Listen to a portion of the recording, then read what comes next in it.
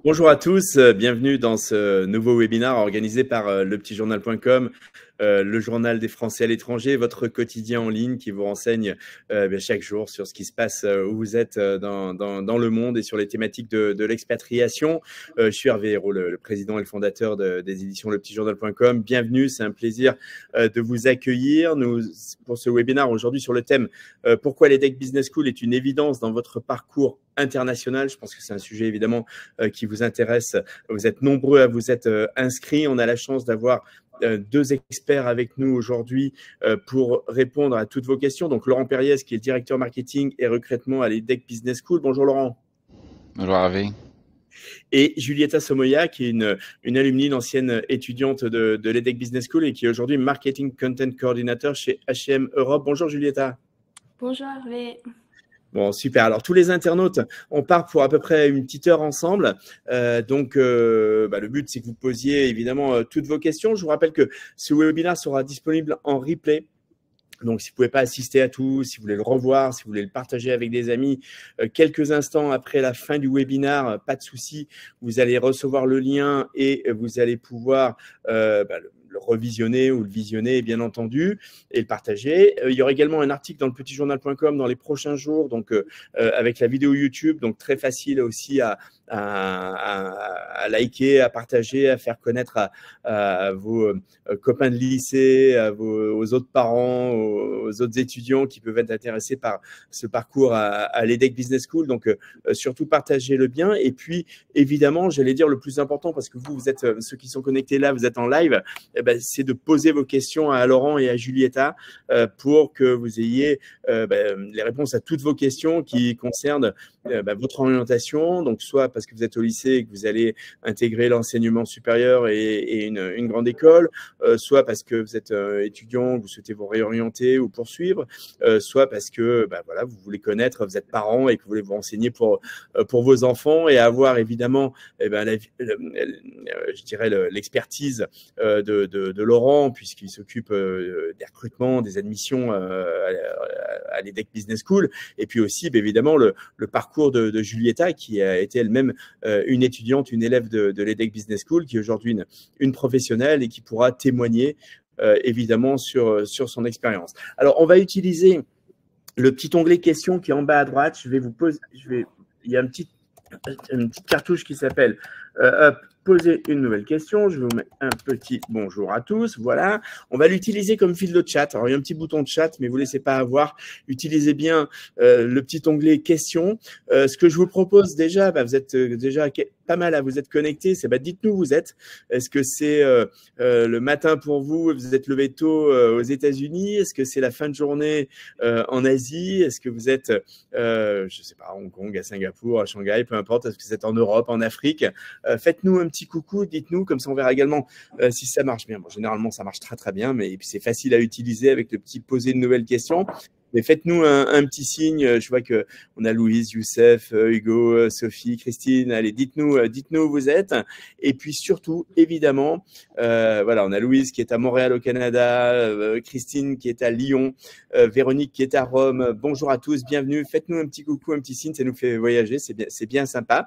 Julieta d'ailleurs qui est en Espagne, à Madrid, donc on voyage déjà. Dorval qui est Ouerpin. Je ne sais pas Dorval si c'est ton prénom ou si c'est Erpin ton prénom, je ne connais pas, qui est au Burkina Faso en Afrique. En tous les cas, bienvenue. Hugo qui est à Singapour, bienvenue à tous. Utilisez bien entendu pour poser vos questions. On a à peu près une petite heure ensemble. Donc, le plus important, c'est que vous puissiez aborder tous les sujets qui vous intéressent par rapport à une scolarité à l'EDHEC Business School. Cécile qui est à Milan. Bonjour Cécile. Je vais passer la parole en premier à Laurent, si tu veux bien Laurent, pour déjà peut-être te présenter bien entendu et puis nous présenter un petit peu l'école aussi en quelques mots, même si elle est évidemment très connue. Oui, tout à fait. Écoutez, bienvenue à tous. Donc moi je représente nos programmes bachelor pour l'EDHEC Business School, donc école de commerce qui existe depuis maintenant plus d'un siècle, depuis 1906, donc basée en France. Nos campus principalement sont situés à Lille et à Nice, en tout cas pour nos programmes de formation initiale.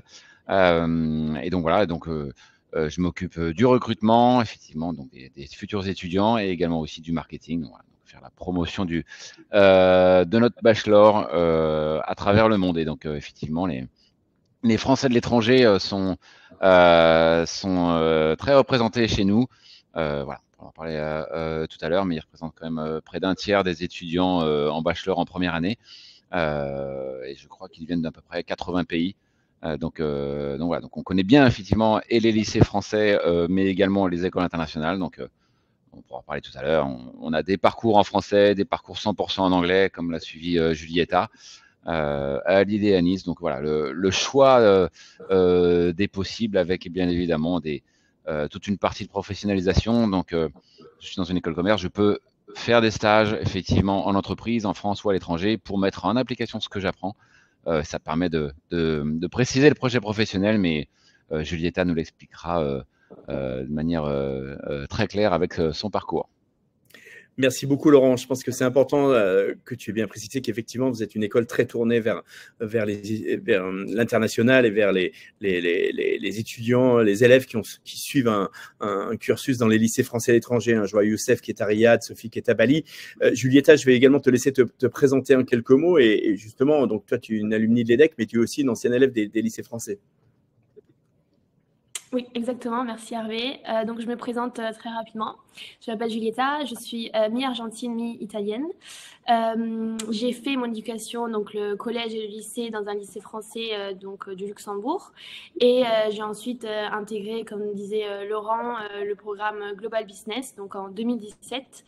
Donc, c'était un programme tout en anglais où j'ai pu faire 1 an à Nice, 1 an à Los Angeles et 1 an à Singapour, combiné avec 3 expériences de stage, une de 3 mois et les 2 autres de 6 mois de stage. Donc voilà. D'accord. Et aujourd'hui, tu es sur le. Aujourd'hui, tu es active, hein, tu travailles dans le secteur de la mode, c'est ça? Oui, exactement. Donc, j'ai, à travers mes stages et également mes autres expériences professionnelles, j'ai un peu construit une carrière dans le marketing, donc au niveau international. Je m'occupe maintenant du contenu au sein de H&M donc, je travaille dans l'équipe régionale qui inclut le Luxembourg, la France, la Belgique et la Turquie. Donc, par rapport à ça, j'aide par exemple à des événements, à l'organisation d'événements spéciaux pour le lancement de collections, par exemple, ou l'ouverture de nouveaux magasins. Et dans la partie contenu, je gère tout le contenu pour le marché français. Donc, tout ce qui est réseaux sociaux, publicité à la télé, mais également au sein du magasin. Donc, voilà, tout ce qui est contenu, je peux faire ici. Donc, on est basé à Barcelone pour la région sud de l'Europe.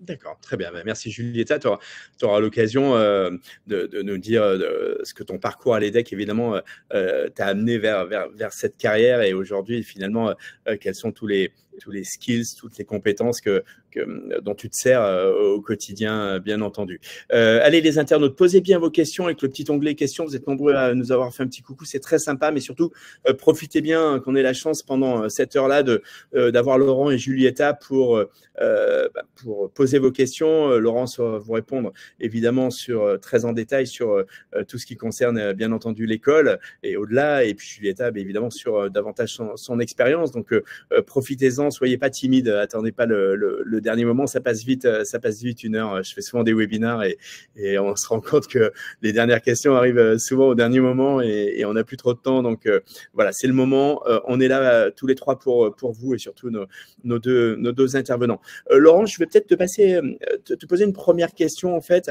parce que du coup, est-ce que les admissions sont faites? Est-ce que du coup, en tous les cas, sur Parcoursup, les vœux ont été sont terminés, hein, ont été validés. Donc du coup, vous êtes en train de faire les entretiens, j'imagine, ou alors est-ce que déjà les réponses ont été données? Et est-ce que pour les gens qui sont hors Parcoursup, c'est encore possible de candidater? Oui, alors on a effectivement deux types d'admissions. Les admissions Parcoursup, donc quand on prépare uniquement un bac français. Et dans ce cas-là, effectivement, actuellement, nous avons terminé les entretiens. Et donc, les réponses auront lieu, de toute façon, pour toutes les formations d'enseignement supérieur via Parcoursup à partir du 30-31 mai. Voilà. D'accord. Et tout le mois de juin. On a également aussi une autre partie, effectivement, qui s'appelle les admissions internationales. Donc là, qui sont réservées à ceux qui préparent un autre baccalauréat que le bac français. Alors, c'est le cas pour beaucoup aussi de lycées français à l'étranger. Je pense au lycée français aux États-Unis qui prépare aussi le High School Diploma, qui obtiennent le High School Diploma. Donc, grâce à ce baccalauréat, alors en plus ou à la place du bac français, peuvent postuler via les admissions internationales. Donc, ce sont des admissions sur dossier, sur notre site. Et donc là, on a plusieurs sessions. Alors, on vient de terminer la dernière, la 4e session, mais on va dire qu'à partir de l'année prochaine, pour ceux qui sont en première cette année à l'heure actuelle, à partir de début octobre, ils pourront postuler sur la première session. Et ensuite, il y a plusieurs sessions qui s'enchaînent voilà, jusqu'à la fin d'année, jusqu'au mois de mai. Et là, voilà, on pourra en parler après, avec un système de publier ses bulletins scolaires, donc le côté académique, mais également aussi après plusieurs choses comme un test de personnalité, un CV, une lettre de motivation et éventuellement un test de langue pour les parcours en anglais. Donc les 2 voies d'admission sont terminées pour le moment pour la rentrée de septembre. Et donc ça recommencera l'année prochaine avec d'abord les admissions internationales dès le mois d'octobre et ensuite Parcoursup le mois de mars prochain. Ok. 2 petites précisions sur ce point avec des questions d'internautes, Laurent. Christine dit, ma fille est en première en lycée français, donc en première, du coup, c'est bon, elle passe en terminale l'année prochaine. Elle prépare un bac américain, un dual diploma. Acceptez-vous une candidature hors Parcoursup avec ce diplôme ou seulement avec le bac français, donc via Parcoursup? Oui, parce que le dual diploma est un high school diploma, donc un bac américain, donc qui soit validé dans une école américaine ou une école internationale ou en plus dans un lycée français. C'est un bac américain et donc pour cette raison, vous pouvez postuler à partir d'octobre à l'une de nos sessions. Donc toutes les informations sont sur notre site avec vos bacs internationaux. Et donc l'avantage, c'est que par exemple pour la première session qui commence en octobre, évidemment, il y a des entretiens, etc. Mais les premiers résultats ont lieu sur la première quinzaine de décembre. Donc, c'est très tôt dans l'année, contrairement à Parcoursup qui arrive au mois de juin. Donc, ça permet notamment à tous les lycéens français de l'étranger qu'on a en première année, je me répète, on en a plus d'un tiers. Ça leur permet du coup d'anticiper le déménagement, de se concentrer sur l'année de terminale, etc. Donc, c'est quand même un avantage de connaître son admission suffisamment tôt dans l'année. Bien sûr. Allez, encore une petite question pour toi, Laurent. Louise demande, y a-t-il une admission parallèle pour les élèves de l'AEFE, donc des lycées français? Alors, en fait, pas s'ils font le bac français, c'est ça? Alors oui, quand on parle d'admission parallèle, c'est une admission effectivement directe, ou alors souvent on parle d'admission parallèle quand on a déjà un BTS ou des choses comme ça. Elle vient de préciser, Louise, pardon. Elle est à Stanislas Montréal et elle dit, acceptez-vous le DEC pour le DEC pour admission parallèle? Je ne sais pas ce que c'est le DEC, mais… Alors là, il faudrait effectivement avoir alors sur notre site, il y a effectivement tous nos contacts admission, donc il faudrait poser la question directement sur notre site, parce qu'effectivement après il y a des subtilités, hein. On prend en compte la plupart des baccalauréats, en tout cas dans le monde, hein, que ce soit le Gaokao en Chine, pas que le bac français, mais bon, là, il faut le diplôme, l'IB, etc. Donc après, il faut regarder effectivement de plus près. En tout cas, ça, c'est au niveau post-bac. Donc je pense que c'était la question. Après, pour entrer directement, donc on a un bachelor en 4 ans, pour entrer directement en 3e année, c'est la seule admission parallèle qu'on propose. Uniquement sont concernés les BTS, DUT, donc les diplômes d'état français niveau bac plus 2, donc BTS, DUT et licence éco de gestion, mais pas les autres formats qui seraient internationaux ou locaux, uniquement les diplômes bac plus 2 français. D'accord.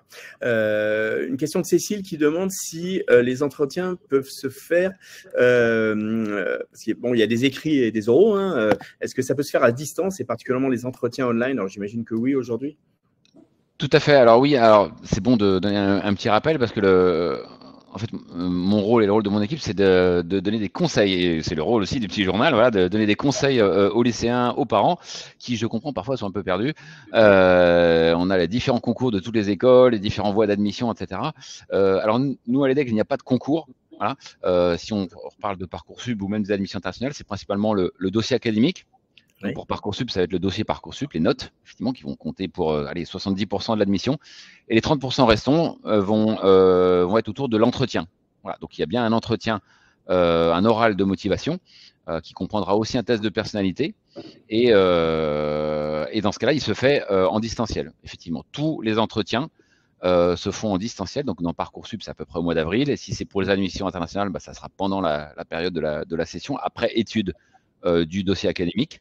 Et donc, tous les entretiens voilà, durent entre 20 et 30 minutes et se déroulent en visio, justement pour permettre à ceux qui ne peuvent pas se déplacer, notamment les Français ou les internationaux qui vivent à l'étranger, de réaliser cette orale de motivation. D'accord. Et c'est en français ou en anglais selon le parcours qu'on choisit, c'est ça? Voilà, ça dépend. Donc effectivement, alors je reprends l'exemple de Parcoursup. Dans Parcoursup, on peut mettre plusieurs parcours, hein, en tout cas à l'EDEC, des parcours en français, parcours en anglais, à Lille, à Nice. Si on présente que des parcours en français, si on veut étudier en français, bien évidemment, l'oral sera en français en tout cas. Et si on présente effectivement uniquement des parcours comme Julieta en anglais, l'oral se fera en anglais. Si on présente les deux, eh ben, l'oral se fera une partie en français, une partie en anglais. Voilà, logique. Okay. C'est très clair. Julieta, est-ce que tu te souviens de ton entretien? Comment ça s'était passé? Qu'est-ce que tu avais mis en avant justement? Comment tu t'étais un petit peu différencié selon toi?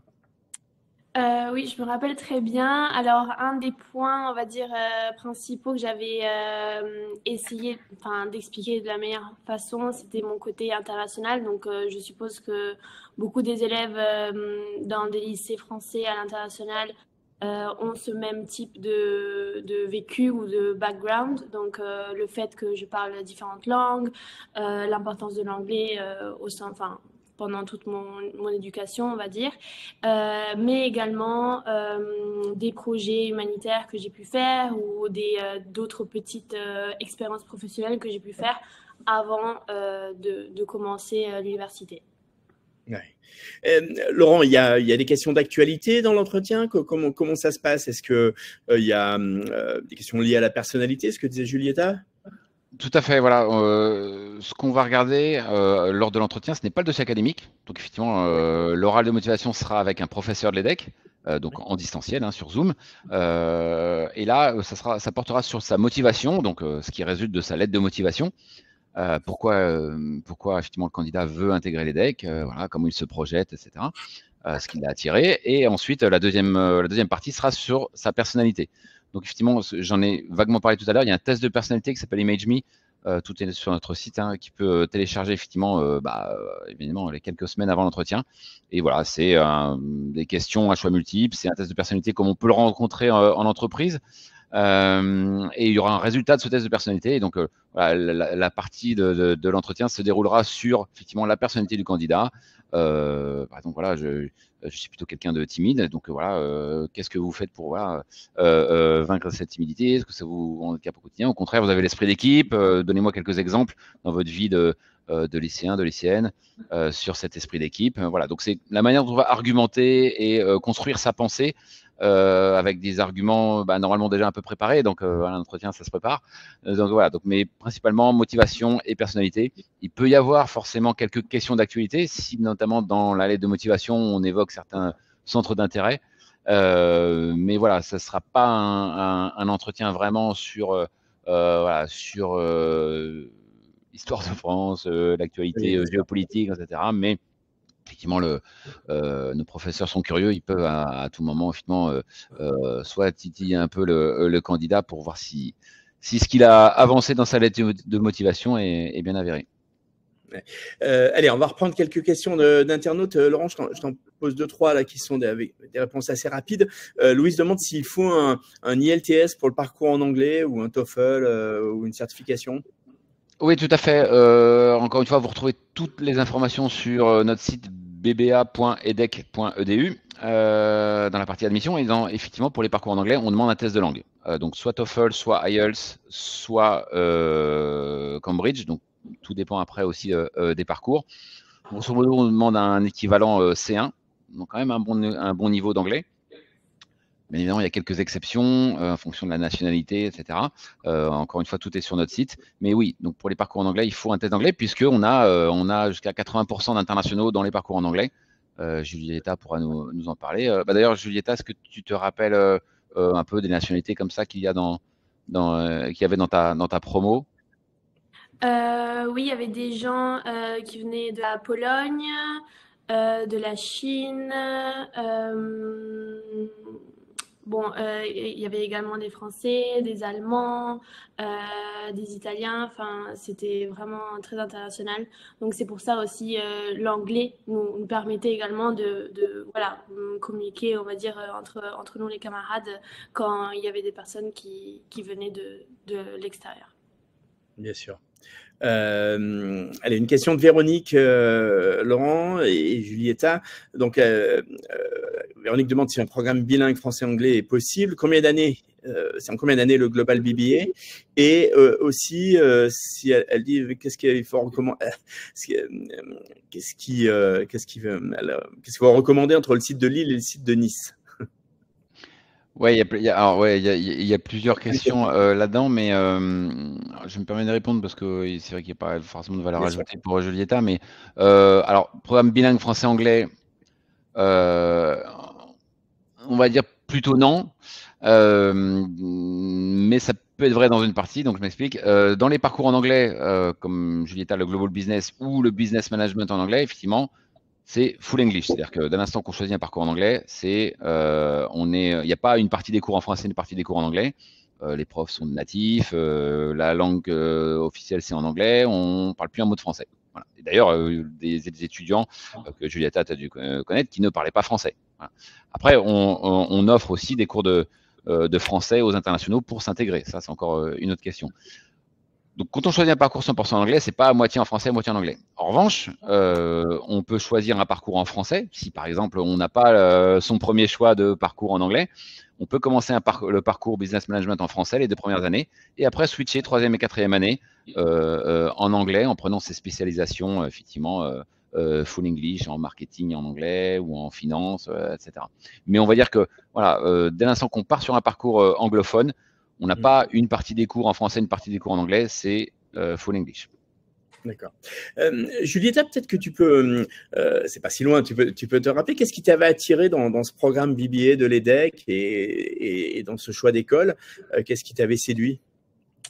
Alors, c'est un des éléments les plus importants pour moi, vu que j'avais déjà, on va dire, cette facilité dans les langues et cette envie, on va dire, de construire une carrière à l'international.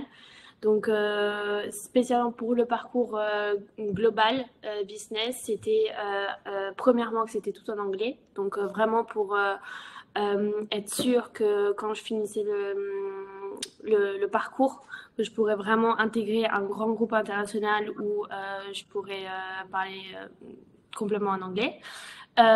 Ensuite, c'était les expériences de stage. Donc, c'était très important pour moi de, on va dire, mettre en pratique tout ce que j'allais apprendre pendant les cours et de pouvoir vraiment déjà, pendant l'expérience à l'université, construire mon CV. Donc, ça, c'était un des points très importants.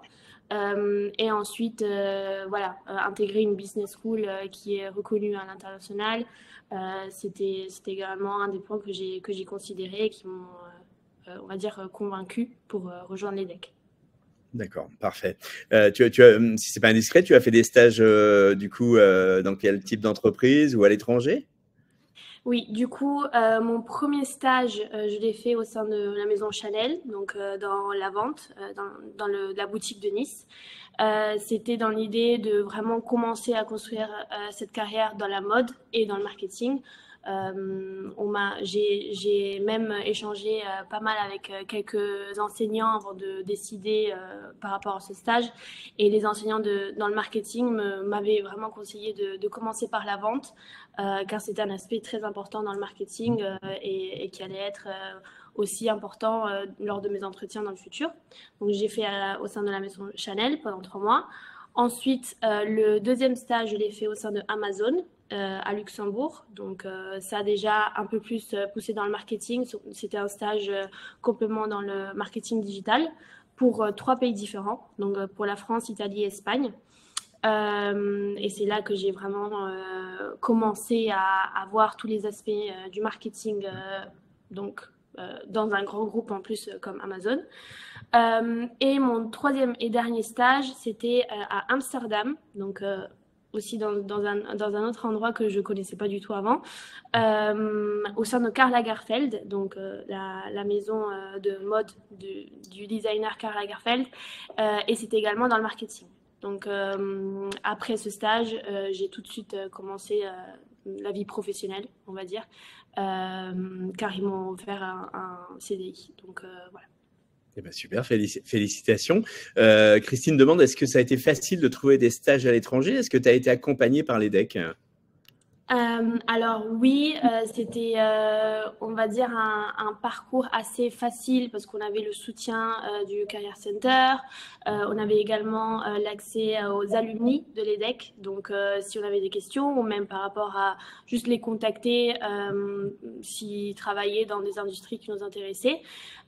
Donc, par rapport oui, au soutien de l'EDEC, ça a été, on va dire, un élément clé pour premièrement construire son CV, préparer des interviews et voir un peu dans quelle direction on voulait aller. Donc oui, c'était assez facile et intuitif.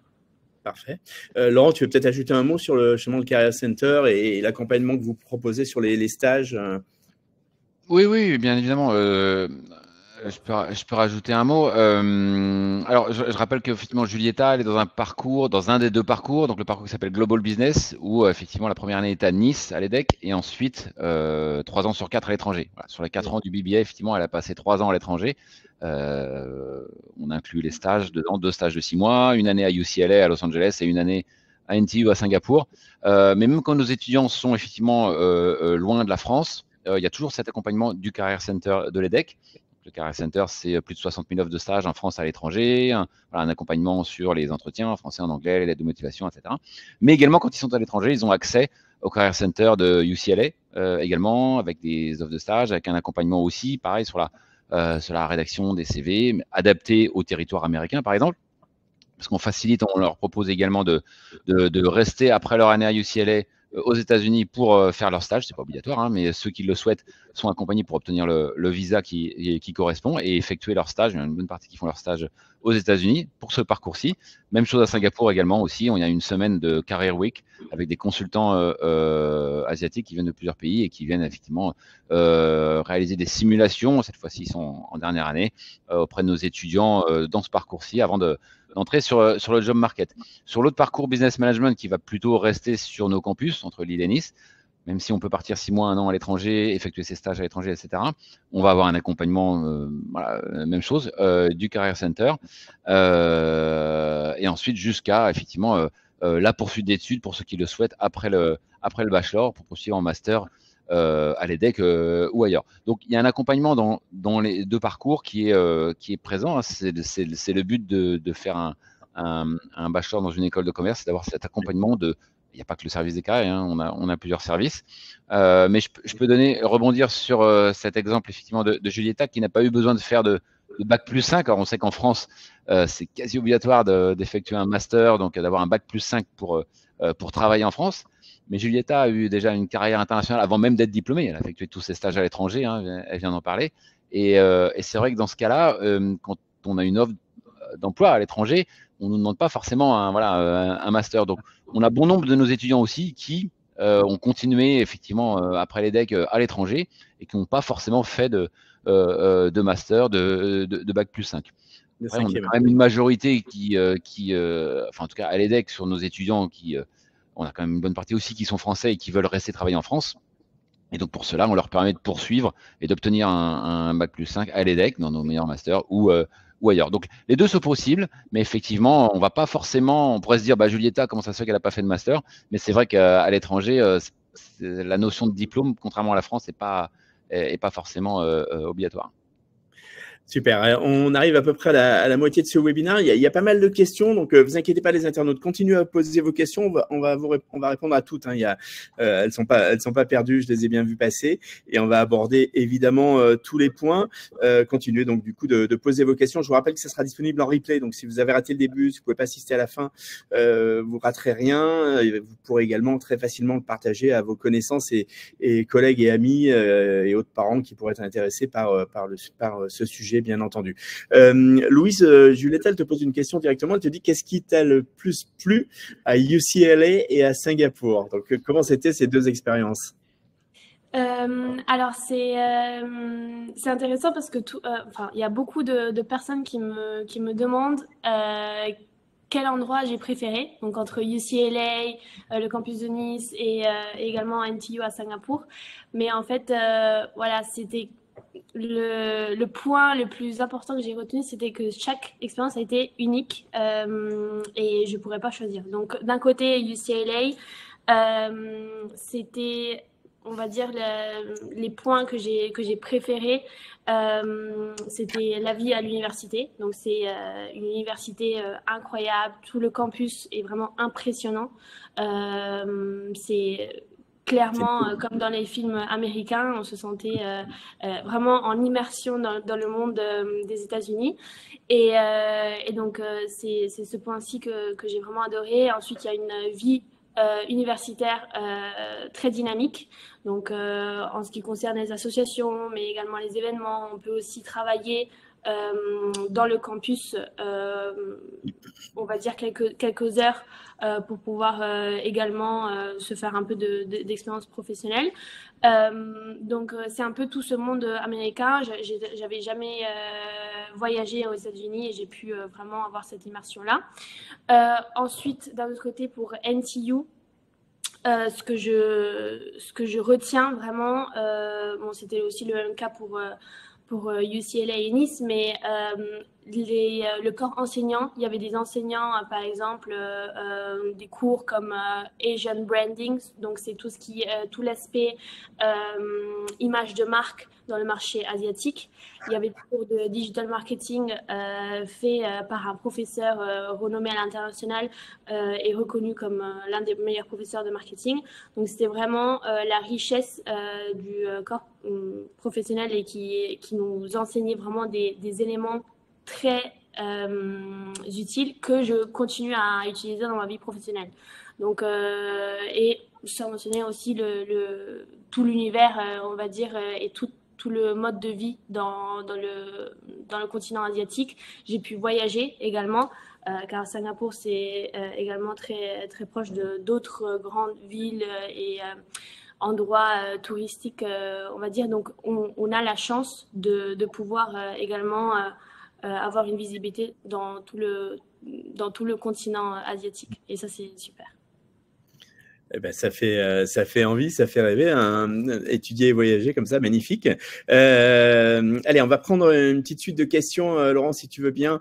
On a pas mal de questions des internautes. Dorval demande, alors il est en cours d'obtention de sa licence 3 en gestion financière au Burkina Faso et il souhaite postuler en master pour une formation en finance d'entreprise, banque d'investissement. Alors, est-ce que vous pouvez l'aider à l'EDHEC Business School? Alors, je l'espère, mais je vais m'abstenir, de répondre, puisqu'en fait, moi, je représente les programmes bachelor. Donc, voilà, dans les prérequis et les modalités d'admission en master, voilà, il y a un ensemble de choses qui peuvent se retrouver sur notre site internet. Donc, je redirigerai Dorval vers notre site edec.edu. Voilà, et dans la section master, avec soit les contacts de l'équipe master, soit effectivement déjà les prérequis pour l'ensemble de nos masters où il pourra retrouver sa réponse. Parfait, merci Laurent et Dorval. Rendez-vous sur le site de l'EDHEC. Cécile demande combien de candidatures y a-t-il en première année de BBA pour combien d'admis? Vous avez des promos de combien chaque année?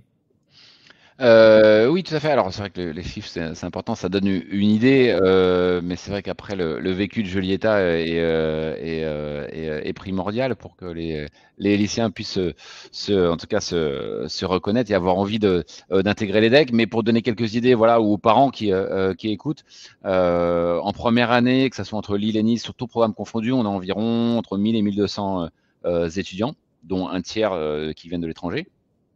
Et donc l'autre question c'était oui, combien de candidats? Alors c'est plusieurs milliers, donc on a à peu près un taux de sélectivité de 20%. Voilà, on prend 20% des candidats. Voilà, et Sonia demande si c'est plus facile d'entrer quand on a un IB ou quand on passe par Parcoursup. Ce sont les mêmes critères académiques, c'est la temporalité qui est différente. Voilà.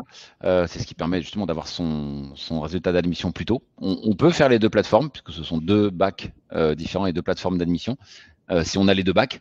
Mais en tout cas, voilà, ce sont les mêmes critères académiques. Voilà, c'est juste la plateforme qui change. D'accord.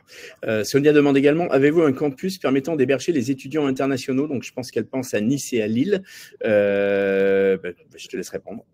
Alors, si on parle plutôt de, non pas de campus, mais effectivement de résidence ou de logement, si j'entends par héberger, oui, effectivement. Alors, notre campus lillois, il fait près de 10 hectares, donc il y a une piscine, des infrastructures sportives, 3 restaurants, voilà, un supermarché également. Donc là, on a une résidence étudiante avec voilà, près de 300 logements, effectivement, avec une priorité pour les internationaux. Donc, effectivement, quand on est français de l'étranger ou quand on est chinois ou indien, etc., on a une priorité, effectivement, pour cette résidence qui est sur le campus.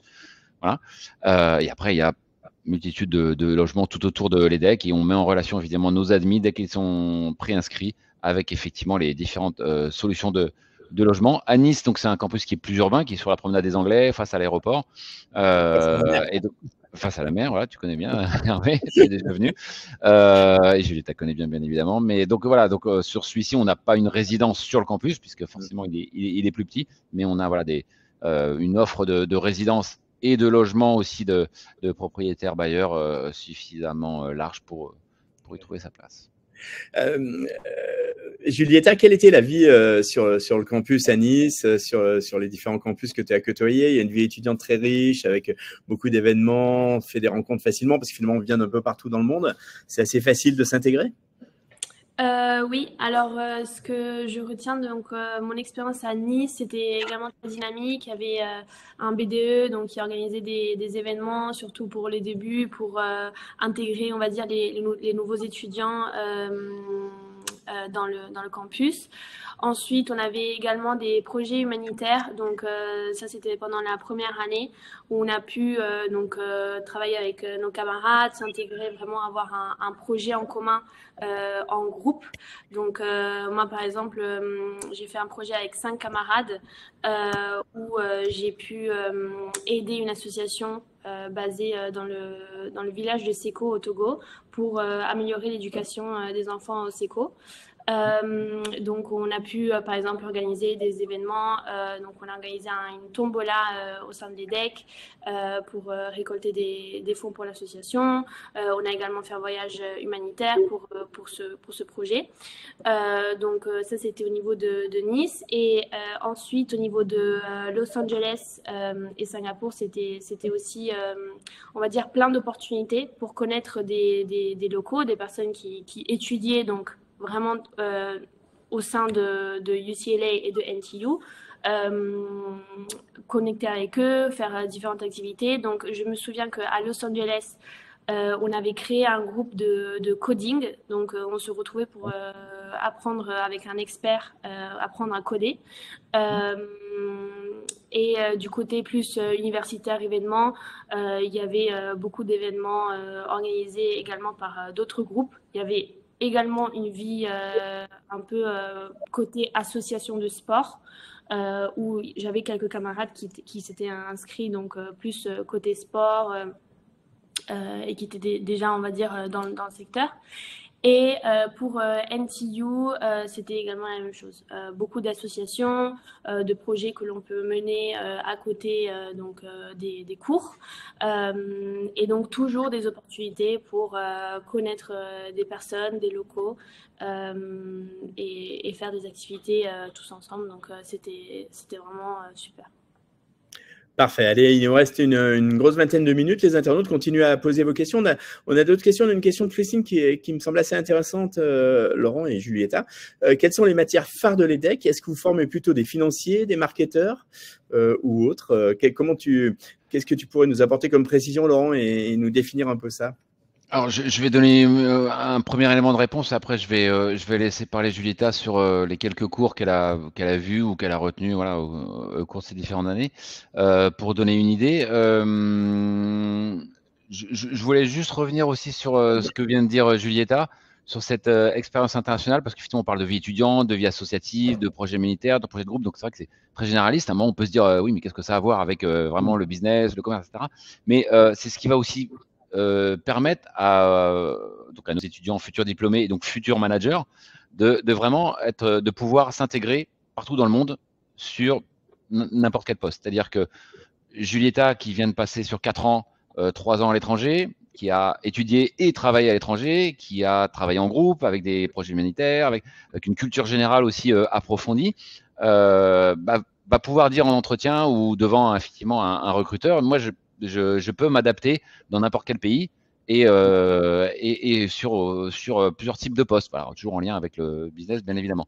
Donc c'est vrai que c'est cette capacité-là sur laquelle on va chercher à former nos étudiants, voilà, pendant ces 4 années ou ces 5 années s'ils continuent en master. Et ça me permet de faire le lien aussi avec la question de Christine sur qui on forme. Alors, une école de commerce, en tout cas notre BBA, il reste généraliste, surtout au début, c'est-à-dire que la première année pour le parcours Global Business qu'a fait Julieta ou les 2 premières années pour le parcours Business Management, on va avoir plutôt les fondamentaux, donc c'est-à-dire un peu tous les nouveaux cours qu'on n'a pas au lycée. Donc on a d'introduction à la finance, introduction effectivement au marketing, à la communication, comptabilité, au droit, effectivement aux ressources humaines. Donc un ensemble de choses de l'audit, contrôle de gestion. Donc on va voir au fur et à mesure.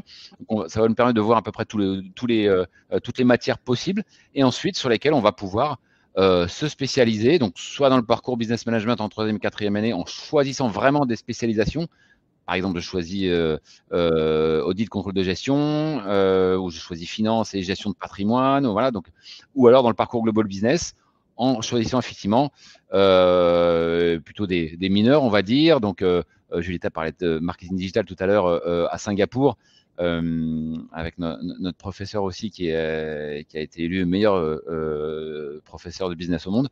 Et donc voilà, donc en fait, l'idée c'est vraiment de se spécialiser. Alors après, donc les débouchés, c'est tous les postes qu'on peut retrouver en entreprise, c'est les fonctions support. Donc ça peut être effectivement du marketing, de la finance, de la communication, du contrôle de gestion, de la comptabilité, voilà. Donc ça reste assez large, mais on va se spécialiser au travers des matières, des cours et également des stages en entreprise. Et surtout, on va pouvoir mettre en application ce qu'on apprend à l'école en stage en entreprise. Et ce qui permet après, sur le papier, avant même d'être diplômé, d'avoir déjà pu choisir un peu son orientation et de valider plusieurs types de spécialisation. Julieta, toi, quand tu rentrais à l'EDEC, tu savais déjà que tu voulais faire du marketing, ou peut-être c'était une notion qui était un peu abstraite, ou est-ce que finalement c'est au gré de tes expériences, des cours à l'école que tu t'es dit, bah tiens, c'est le marketing qui me plairait? Oui, justement, j'avais pas vraiment d'idée claire que je voulais vraiment me former sur le marketing spécifiquement. Mais comme disait Laurent, ce qui m'a vraiment aidé, c'était la partie élective. Donc, c'est vrai qu'au début, donc pendant la première année, c'était assez général, donc pour nous permettre un peu de découvrir chaque pôle et chaque département, donc finance, ressources humaines, etc. Après, c'est vrai que dès la première année, il y avait des cours aussi spécialisés sur des compétences plus générales qu'on devrait acquérir pour une carrière, on va dire, professionnelle. Donc, ce que je me souviens, c'est qu'on avait eu donc, des cours de négociation, par exemple. Et c'est des éléments que, voilà, également aujourd'hui, donc lors de mes expériences professionnelles, j'ai pu, on va dire, mettre en pratique. Donc ça, c'est plus côté compétences. Et côté marketing, donc c'est là où je me suis spécialisée.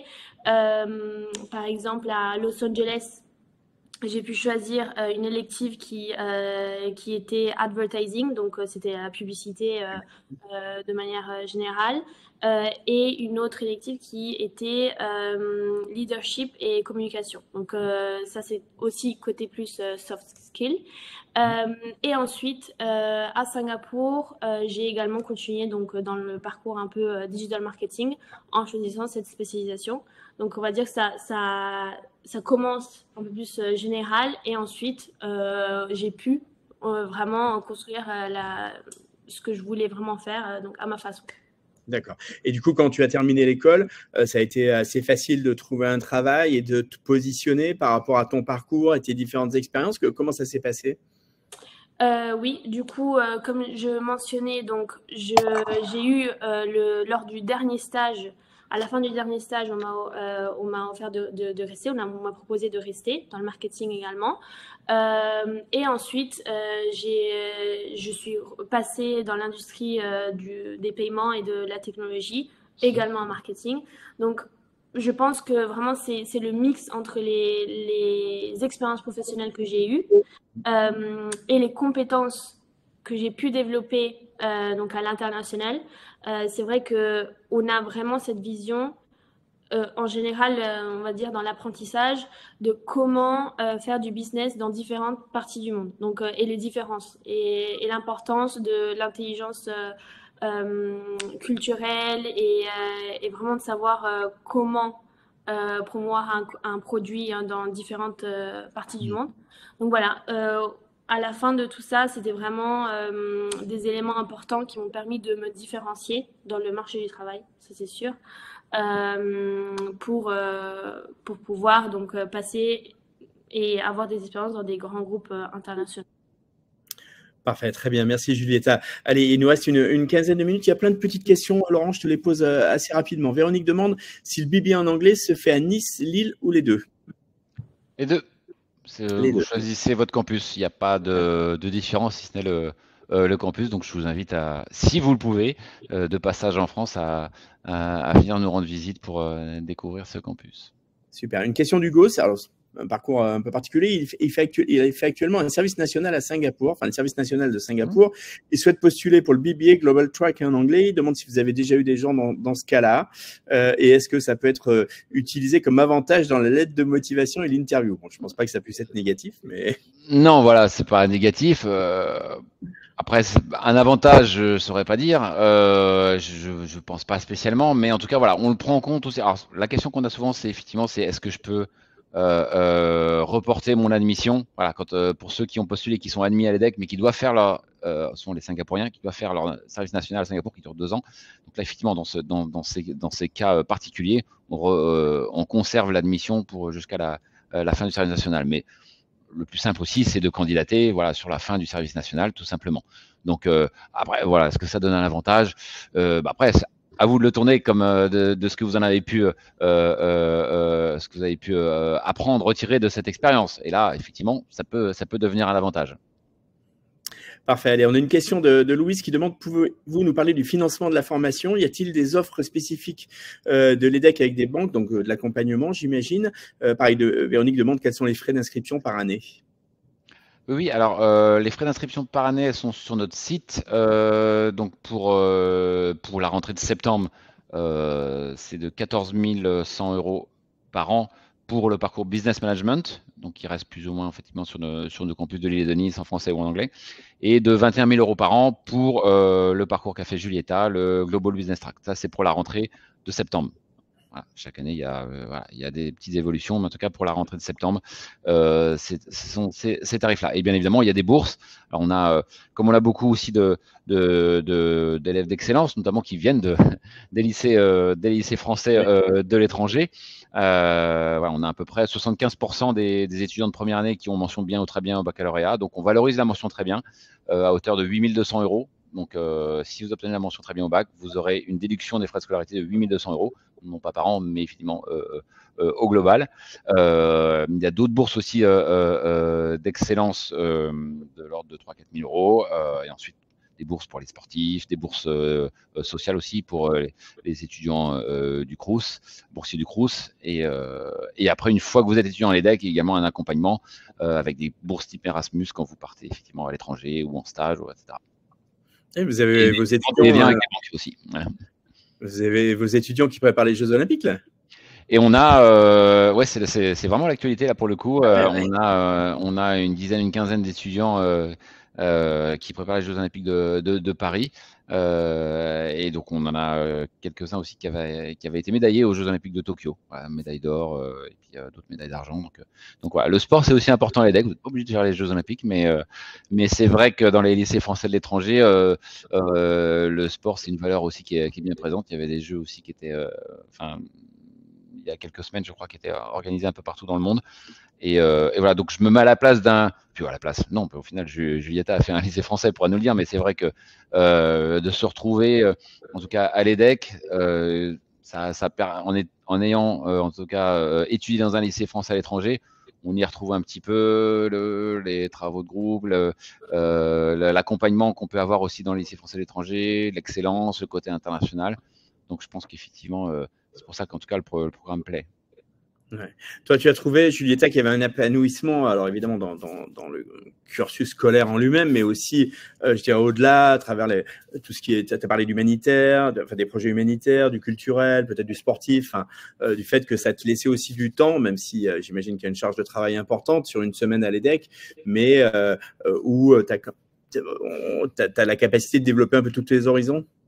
Oui, carrément, on a pu justement par rapport à ces projets de groupe, ces projets humanitaires, avoir un peu une vie à l'université très dynamique. Donc en dehors des cours, vraiment développer déjà des amitiés avec les personnes avec qui on étudie, mais aussi participer à des projets qui nous tiennent à cœur, donc en relation à nos passions. Oui. Laurent Sonia demande quel est le programme le plus prestigieux, le Bachelor Business Management ou le Global BBA? Est-ce qu'il y en a un qui est plus prestigieux que l'autre?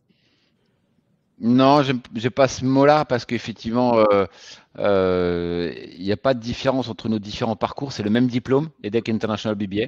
Après, c'est un choix de parcours. Je préfère passer 3 ans sur 4 à l'étranger, etc., parce que je veux vraiment m'expatrier complètement. Ou je préfère d'abord voilà, avoir ma vie un peu en France, où au final, j'ai pas tellement vécu.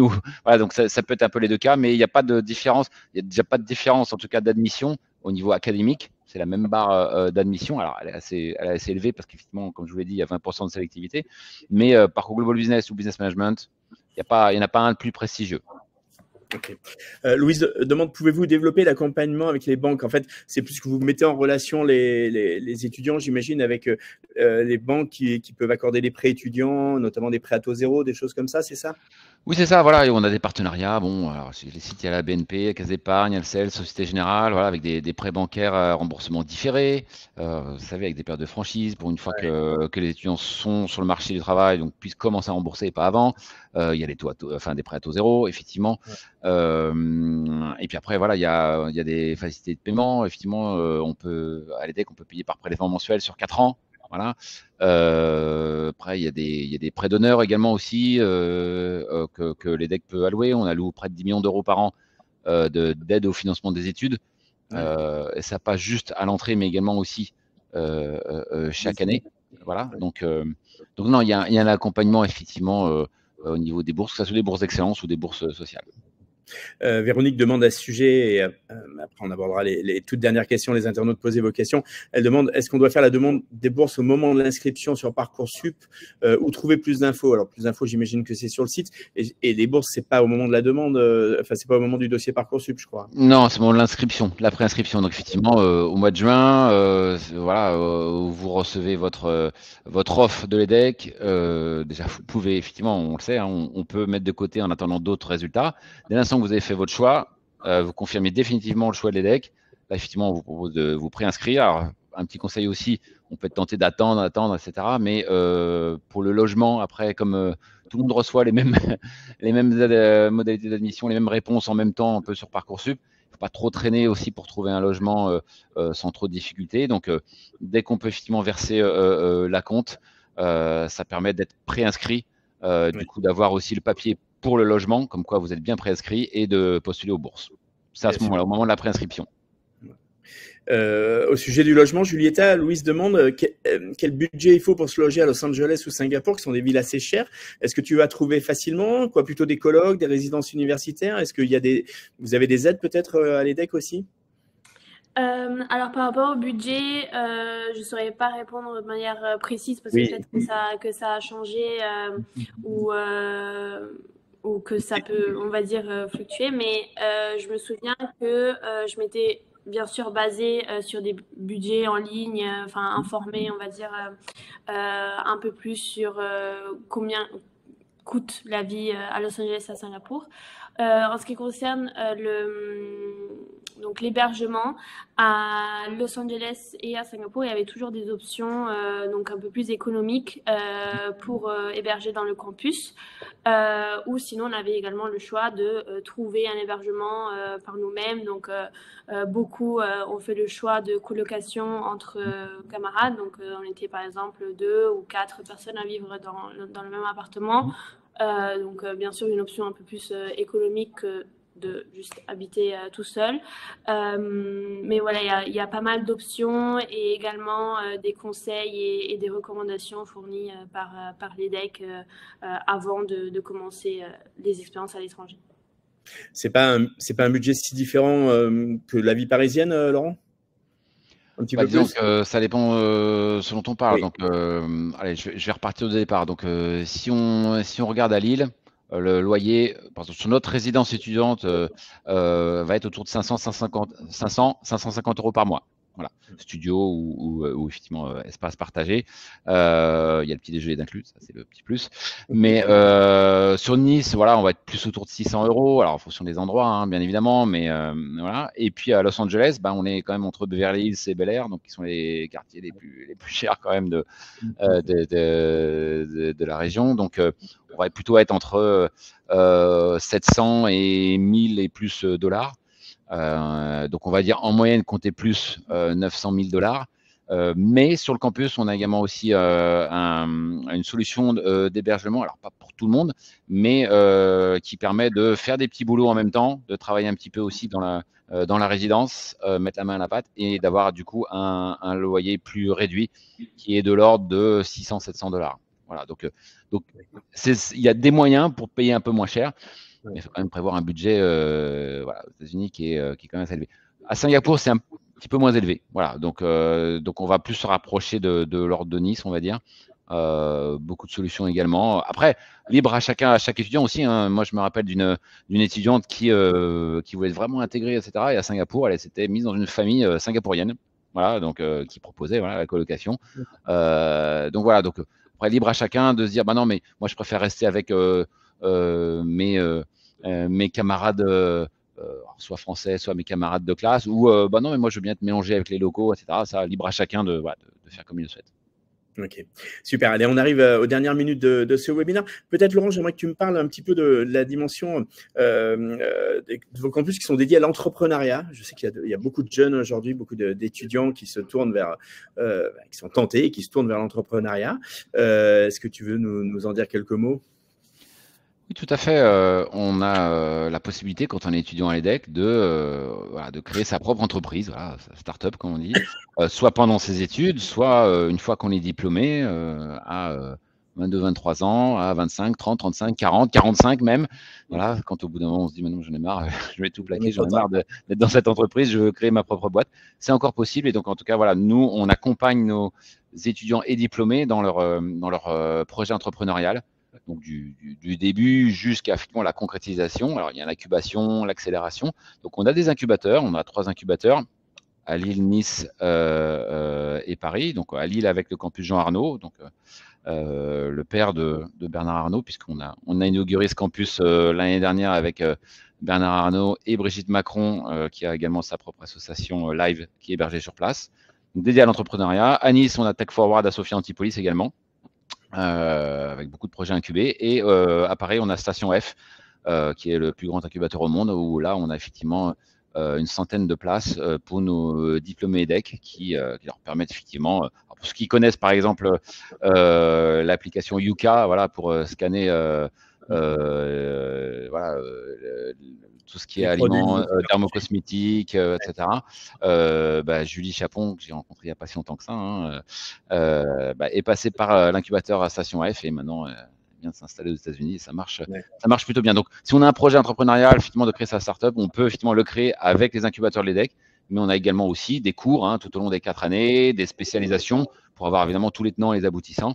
Il y a toute une partie aussi durable où on va aussi de plus en plus dans la plupart des services qui accompagnent nos étudiants d'ajouter par exemple effectivement un bilan carbone au moment de la création de sa start-up ou de l'incubation. Et donc là, on accompagne aussi beaucoup nos étudiants dans cette dimension durable, beaucoup de spécialisation aussi pour ceux qui souhaitent s'orienter vers la finance climatique. voilà, on le trouve de plus en plus, la finance durable, les transitions énergétiques, etc. D'autant que aussi les nouveaux métiers qu'on va aussi plutôt orienter data, intelligence artificielle, etc. Donc, on parlait de métiers tout à l'heure. Effectivement, on a les métiers classiques, on va dire, hein, du marketing, de la finance, de l'audit, etc. Et on a un peu les nouveaux métiers aussi qui arrivent et qui peuvent aussi intéresser les futurs étudiants. Super. Allez, on arrive au terme de ce webinaire. Je vais vous donner un petit mot de la fin. Peut-être, Julieta, nous redire ce que tu as retenu un peu de ton parcours à l'EDEC et en quoi aujourd'hui il te sert dans ta vie professionnelle. Oui, bien sûr. Moi, je dirais les 3 éléments principaux. C'est vraiment le côté international. Donc, l'ouverture d'esprit qu'on peut développer tout au long de ces expériences à l'étranger. Deuxièmement, le côté pratique, donc avec les stages, tout ce qui m'a servi vraiment à me démarquer lors des entretiens pour des expériences professionnelles. Et la troisième partie, c'est plus tout ce qui est enseignement, donc les enseignants qui sont des experts de la matière, qui peuvent vraiment également conseiller par rapport à ce qu'on veut faire après l'EDEC et qui sont d'une richesse unique. Donc voilà, je pense que ces 3 éléments sont vraiment ce qui résume l'EDEC et en tout cas mon expérience à l'EDEC. Voilà un beau résumé. Laurent, peut-être un dernier mot de la fin. On a Christine qui nous dit si vous deviez vendre l'EDEC par rapport à ses concurrents, que diriez-vous en plus? Voilà. Non, mais j'aime bien ces questions parce que ça sort un petit peu de l'ordinaire, mais bien évidemment, en général, on ne parle pas des concurrents, mal, il n'y a aucun intérêt. Mais peut-être la petite différence, à mon sens, est-ce que nos équipes ressentent sur les terrains ou sur les journées portes ouvertes, parce que je vois qu'il y avait une question sur les journées portes ouvertes. Oui, c'est vrai, Petit aparté, dans ce cas-là, effectivement, n'hésitez pas à vous inscrire sur notre site, sur la newsletter ou pour télécharger une brochure, et vous serez vraiment dans les newsletters, il n'y en a pas beaucoup, il n'y en a qu'une par mois, pour recevoir les dates des journées portes ouvertes, des webinaires, etc. Ça, je ferme la petite parenthèse. Dans ce que je dirais, ce qui nous remonte, en tout cas des familles qu'on voit, alors qui viennent de l'étranger ou des familles françaises, c'est le côté humain. Alors, ça peut paraître très conceptuel ou très marketing, comme on dirait, puisque Julieta est là. Mais en fait, on doit être à peu près la seule école au monde à avoir un humain dans son logo. Et en fait, c'est ce qui incombe quand même pour effectivement des écoles qui forment des étudiants, des jeunes. Mais ça représente l'étudiant qui marche. Ouais, c'est dans un cercle, les étudiants qui marchent au fur et à mesure de leurs 4 années, qui avancent en tout cas dans la vie et qu'on accompagne au fur et à mesure de ces 4 années. Donc, et en tout cas, donc ce côté humain, je pense qu'on l'a à l'EDEC. On est à l'écoute vraiment de tous les étudiants, à la direction de programme, dès qu'ils ont une question, un souci. Donc on est là vraiment pour eux. Et bon, voilà, c'est ce qu'ils nous disent. Donc après, je laisse les futurs étudiants en témoigner lors de leur prochain passage à l'EDEC. Merci beaucoup. Merci Laurent Perriès, directeur marketing recrutement du BBA à l'EDEC Business School, et Julieta Somoya, alumni, ancienne étudiante de l'EDEC Business School, qui est aujourd'hui marketing content coordinator chez H&M Europe. Merci pour avoir passé ce temps-là, répondu à tous nos internautes. Merci à vous tous les internautes. Je pense que c'était un webinaire absolument passionnant. Vous pouvez le trouver en replay dans quelques instants sur la boîte mail avec laquelle vous êtes inscrit. Il y aura un article dans le petitjournal.com avec la vidéo YouTube dans quelques jours. N'hésitez pas à la partager. Je vous remercie. Je vous dis à bientôt sur le Petit Journal. À bientôt à tous pour un autre webinaire. Et puis encore merci Laurent et encore merci Julieta. À très bientôt. Au revoir. Merci. Merci Hervé. Merci Julieta. Bonne journée. Au revoir.